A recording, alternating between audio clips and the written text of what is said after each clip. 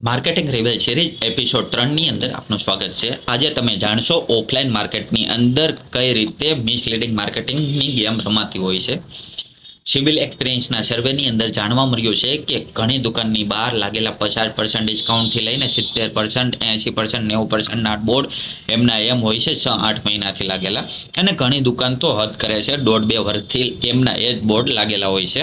સૌથી મજાની વાત તો એ છે કે દુકાન ઓપનિંગ કરી હોય ત્યારથી લાગેલું બોર્ડ દુકાન બંધ થશે ત્યાં સુધી રહેશે, એ વાત તો 100%ની છે।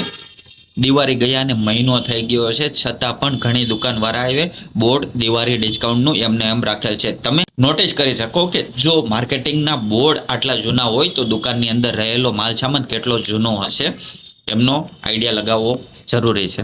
પરંતુ આ રીલ પછી તમને ખ્યાલ આવી ગયો છે કે આ ગેમ પરમિનન્ટ ડિસ્કાઉન્ટની ગેમ છે, તેથી દોડધામમાં શોપિંગ કરશો નહીં।